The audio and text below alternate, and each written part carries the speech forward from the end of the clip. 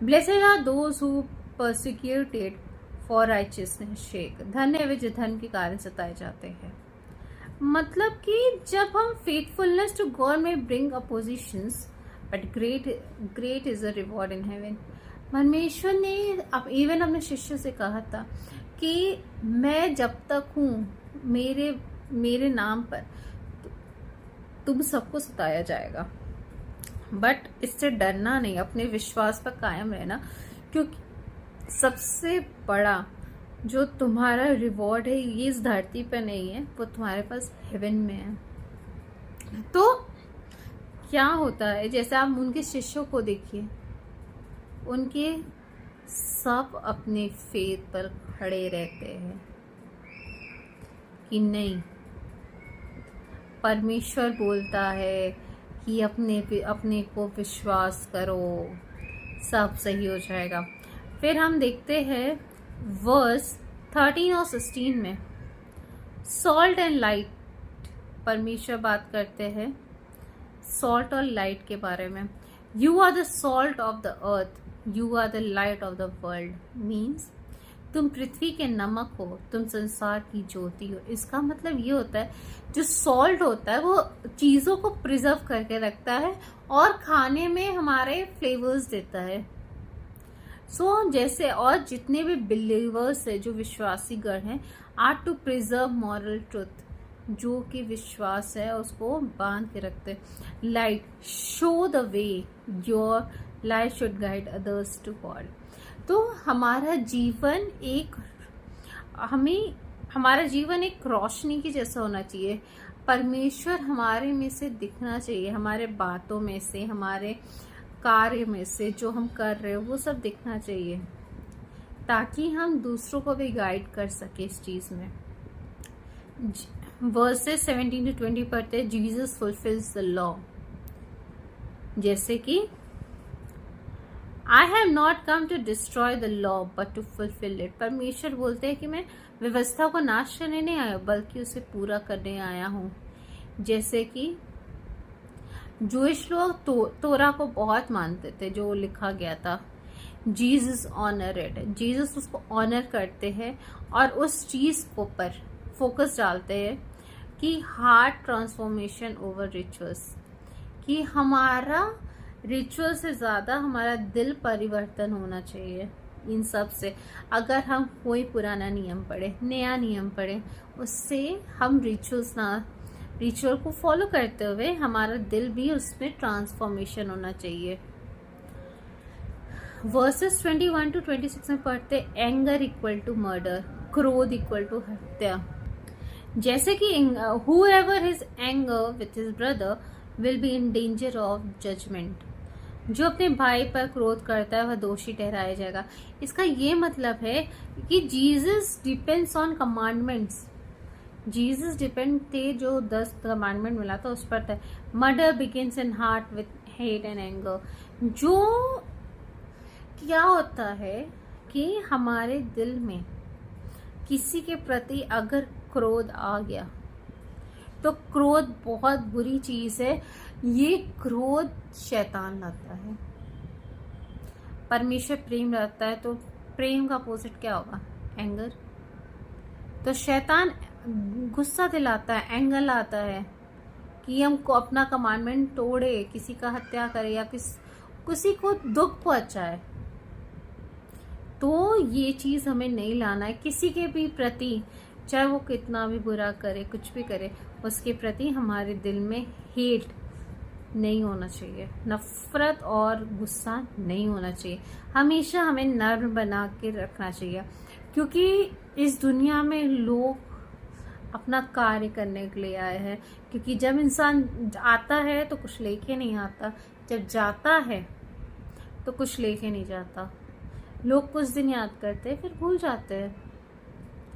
तो हमारे अंदर लोग जब हमें याद करें, ऐसे इंसान बनना चाहिए कि जब लोग हमें याद करें हमारे जाने के बाद, तो ऐसे इंसान बनना चाहिए कि लोग को याद रहे कि हाँ ये बहुत अच्छा इंसान था, ये ऐसा था।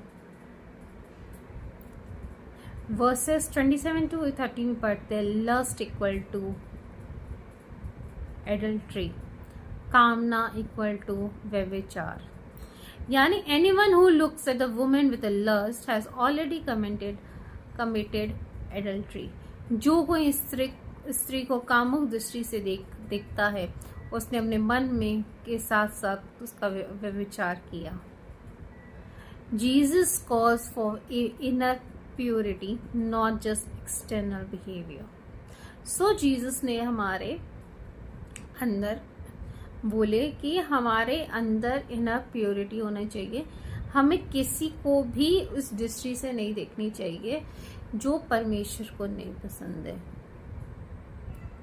तो हमें चाहे सिर्फ यहाँ पर सिर्फ किसी स्त्री के नहीं, किसी पुरुष के बारे में बात कर सकते हैं कि अगर हम किसी पुरुष को भी किसी नज़र से देखें, और या हम पुरुष है तो किसी स्त्री को उस नज़र से देखें, तो ये हमारे लिए व्यभिचार है। वर्सेस 31 to 32 में पढ़ते हैं टीचिंग ऑन डाइवोर्स। जीसस ने डाइवोर्स के तलाक की शिक्षा दी कि anyone who divorces his wife except for sexual immorality causes her to commit adultery। जो अपनी पत्नी को व्यभिचार को छोड़ किसी कारण से तलाक देता है, व्यभिचार करता है। जीसस कहते हैं कि तलाक is not the reason for everything. अगर कोई तलाक करता है, किसी को तलाक देता है, दैट इज ऑल्सो व्यभिचार। तो हमें किसी भी क्या कहते हैं कि किसी भी लस्ट की वजह से अपने घर को या अपने हस्बैंड को या अपनी वाइफ को तलाक नहीं देना चाहिए। Divorce was common and misused. Jesus protects women and honour marriage. जो जीसस है वो प्रोटेक्ट करते हैं विमेन्स को, मेंस को, and honour marriages.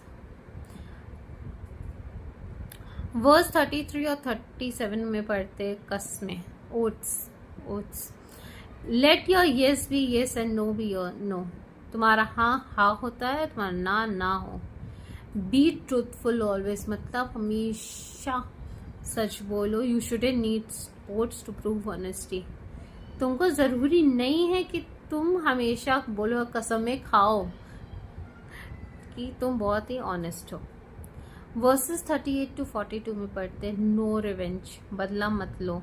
If someone slaps on your right cheek turn also the other. यदि कोई तुम्हारे दाहिने गाल पर थप्पड़ मारे तो दूसरा भी आगे कर दो।